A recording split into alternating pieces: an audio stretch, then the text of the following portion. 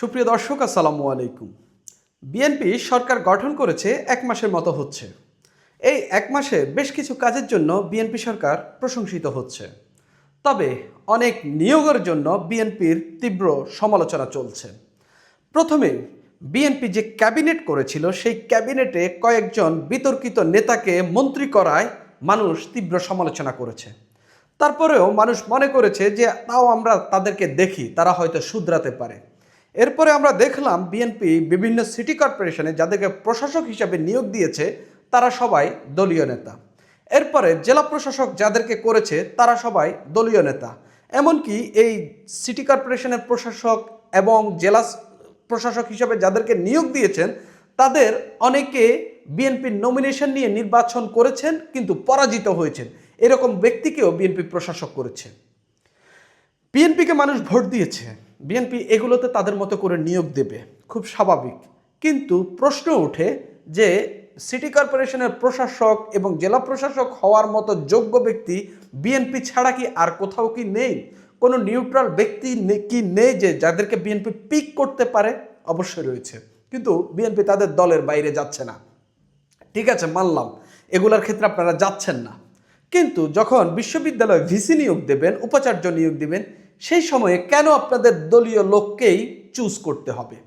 7টা বিশ্ববিদ্যালয়ে নতুন করে উপাচার্য নিয়োগ দেওয়া হয়েছে। যারা নিয়োগ পেয়েছেন উপাচার্য হিসেবে সবাই বিএনপি পন্থী শিক্ষক।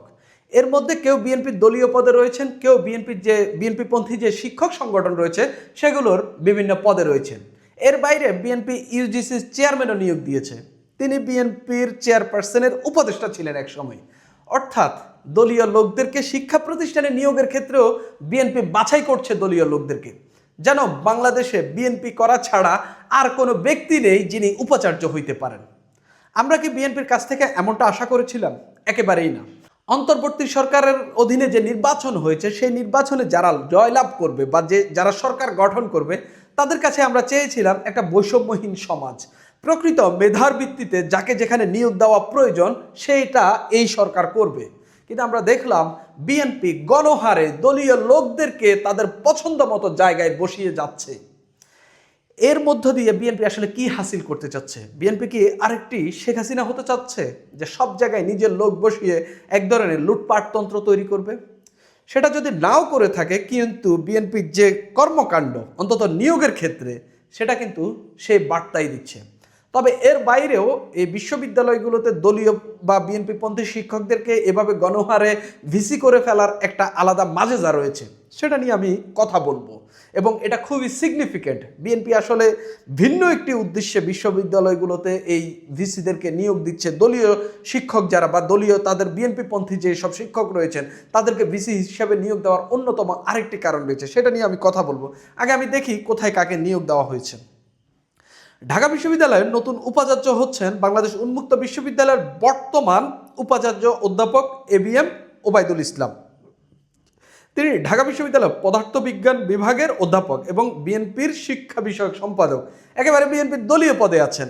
2024 সালের জুলাই গণ অভ্যুত্থানের পর গঠিত অন্তর্বর্তী সরকার তাকে উন্মুক্ত বিশ্ববিদ্যালয়ে পাঠিয়েছিল। আমরা জানি ওই সময় ঢাকা বিশ্ববিদ্যালয়ের উপাচার্য হয়েছিলেন অধ্যাপক নিয়াজ আহমেদ খান। এর বাইরে একটা ঘটনা রয়েছে, ঢাকা, চট্টগ্রাম, রাজশাহী ও জাহাঙ্গীরনগর বিশ্ববিদ্যালয় যে আপনার উপাচার্য নিয়োগ করতে হইলেও একটা আলাদা সিনেট থেকে একটা প্যানেল তৈরি করা হয় 3 সদস্যের। সেই প্যানেল ঠিক করে দেয় উপাচার্য কে হবেন। অন্তর্বর্তীকালীন সরকারের সময়ে এটা তোয়াক্কা করা হয়নি, এই সরকারের সময়ে এটা করা হয়নি। চট্টগ্রাম বিশ্ববিদ্যালয়ের নতুন উপাচার্য হিসাবে নিয়োগ পাচ্ছেন অধ্যাপক মোহাম্মদ আল ফোরকান। তিনি বিশ্ববিদ্যালয়ের জিন প্রকৌশল ও জীব প্রযুক্তি বিভাগের শিক্ষক, পাশাপাশি তিনি জাতীয়তাবাদী শিক্ষক ফোরামের সিনিয়র সহসভাপতি। অর্থাৎ এটাও দলীয় লোক। 2025 সালের মে মাসে দেশের সব পাবলিক বিশ্ববিদ্যালয়ে উপাচার্য নিয়োগের জন্য সুপারিশ করতে একটা সার্চ কমিটি গঠন করা হয়েছে। এই যে অন্তর্বর্তীকালীন সরকার যে কতগুলো কমিটি করেছে যেগুলোর আসলে কোনো কাজ হয়নি, তার মধ্যে একটা কমিটি হলো এই সার্চ কমিটি।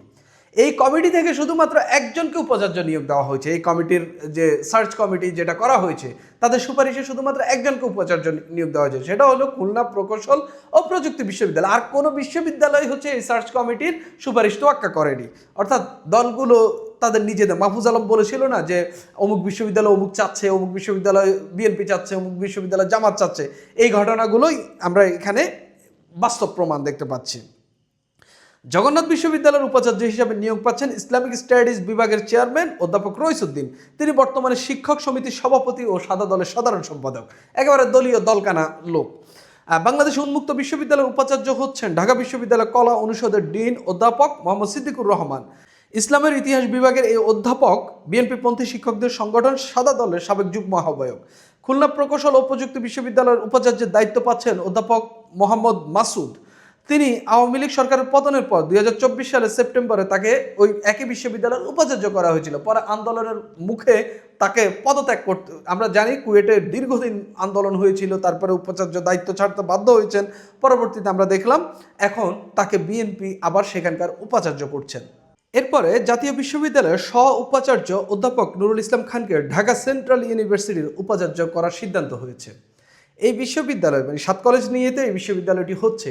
এখানে অন্তর্বর্তী সরকার যাওয়ার আগে, বিদায়ের 2 দিন আগে এখানে একজনকে উপাচার্য হিসাবে নিয়োগ দিয়েছে, কিন্তু বিএনপি তাকে চেয়ারে বসতে দেয়নি। এখানে বিএনপি ক্ষমতায় আসার পর নতুন করে একজনকে নিয়োগ দিলেন। এরপরে অন্তর্বর্তী সরকার দায়িত্ব নেওয়ার পর ইউজিসির চেয়ারম্যান হিসেবে দায়িত্ব নিয়েছিলেন অধ্যাপক SM-A ফায়েজ, কিন্তু শারীরিক অসুস্থতার কারণে বিএনপি ক্ষমতায় আসার পর তিনি অব্যাহতি চেয়ে আবেদন করেছেন।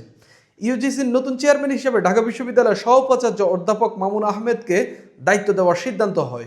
তিনি বিশ্ববিদ্যালয়ের প্রাণ রসায়ন অনুপ্রাণ বিজ্ঞান বিভাগের অধ্যাপক। তিনি বিএনপি চেয়ারপারসনের উপদেষ্টাও ছিলেন। অর্থাৎ বিএনপি এই শিক্ষা প্রতিষ্ঠানের 8টি জায়গায় বড় বড় নিয়োগ দিয়েছে। সবগুলা শিক্ষা প্রতিষ্ঠানের মাথা এবং ইউজিসি সবগুলা বিশ্ববিদ্যালয়ের মাথা, সেখানে এমন এমন লোকদেরকে নিয়োগ দিয়েছেন যারা সবাই বিএনপি পন্থী শিক্ষক, যারা সবাই বিএনপির দলীয় পদে রয়েছেন। বিএনপির এই শিক্ষকদের যে সংগঠন, বিএনপি পন্থী শিক্ষকদের সংগঠন, সেখানে পদে রয়েছেন। অর্থাৎ নিয়োগগুলো এরকম হচ্ছে, যে নিয়োগগুলো নিয়ে চরম বিতর্ক উঠছে। এখন কথা হইল বিএনপি কেন এই নিয়োগ দিচ্ছে। অনেকে বলে থাকেন ডাকসুতে ছাত্র শিবিরের জয় জয়কার হওয়ার পেছনে মূল যিনি কারিগর ছিলেন তিনি হচ্ছেন সাবেক যে উপাচার্য ছিলেন অধ্যাপক নিয়াজ আহমেদ খান। তিনি নাকি হচ্ছে কারচুপি করে শিবিরকে জয়লাভ পাইয়ে দিয়েছিল। অনেকেই বলেন বা প্রশাসনিকভাবে এক ধরনের কু করে শিবিরকে জয় পাইয়ে দিয়েছিল, যদিও এটা আমি বিশ্বাস করি না। আমি দেখেছি জাহাঙ্গীরনগর বিশ্ববিদ্যালয়ে কি ঘটেছে, আমি দেখেছি চট্টগ্রাম বিশ্ববিদ্যালয়ে কি ঘটেছে, রাজশাহী বিশ্ববিদ্যালয়ে কি ঘটেছে, জগন্নাথে কি ঘটেছে। জাহাঙ্গীরনগর বিশ্ববিদ্যালয়ের যিনি উপাচার্য তিনি বিএনপি পন্থী উপাচার্য আছেন, এখনও যিনি আছেন। জাহাঙ্গীরনগরের কিন্তু উপাচার্য পরিবর্তন করা হয়নি, কেননা তিনি বিএনপি পন্থী উপাচার্য। আবার জাহাঙ্গীরনগরে এখন যে শিক্ষকদের যে আধিক্য, সেখানেও আপনি যদি দেখেন বিএনপি পন্থীদের একেবারে জয় জয়কার অবস্থা। কিন্তু এই বিএনপি পন্থী শিক্ষকদের এই জয় জয়কারের মধ্যেও সেখানে কিন্তু ছাত্র দলের যে প্যানেল জাকসুতে ভালো করতে পারেনি। অর্থাৎ এগুলো অনেকে বলে থাকেন, আমি এগুলোর কোনো বেস দেখি না। কিন্তু এখন সব বিশ্ববিদ্যালয় প্রায় শিবিরের দখলে কিংবা শিবিরের প্রভাব বেশি, ছাত্র দলের স্পেস খুব একটা আহামরি নেই। সেই জায়গা থেকে বিএনপি প্রশাসনিকভাবে এই বিশ্ববিদ্যালয়গুলোতে এমন একটা শক্ত অবস্থান তাদের দলীয়ভাবে তৈরি করার চেষ্টা করছে, যাতে ওই ছাত্র সংগঠনগুলোর প্রভাব অনেক বেশি থাকলেও সেগুলো যেন খুব বেশি মাথাচাড়া দিয়ে উঠতে না পারে এবং বিএনপিকে খুব বেশি যেন বিপদে ফেলতে না পারে, প্রতিদিন যেন আন্দোলন না হয়, সেগুলোর দিকে ফোকাস দেওয়ার জন্যই বিএনপি এখন এই দলীয়পন্থী শিক্ষকদেরকে বসাচ্ছে, যাতে তারা এগুলো নিরসন করতে পারে।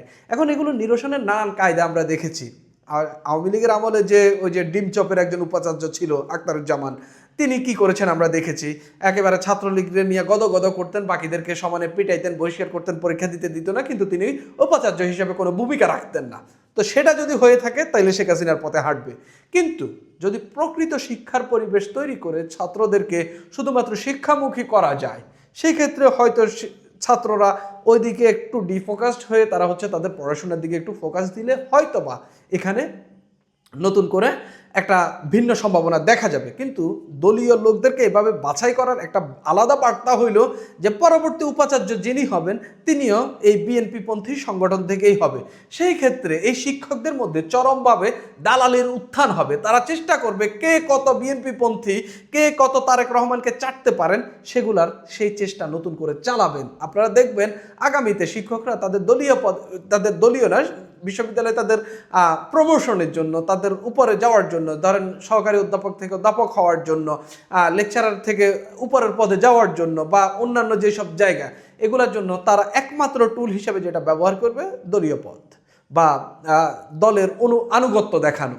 এই জিনিসগুলো আসলে এখন নতুন করে আবার যেটা আওয়ামী লীগের আমলে আমরা দেখেছি, শেখ হাসিনার আমলে, সেটার উত্থান আবারও ঘটবে। এই জায়গায় বিএনপি ভুল করেছে বলে আমার কাছে মনে হচ্ছে। যেই ভুলের মাসুল হয়তোবা তাদেরকেও দিতে হইতে পারে।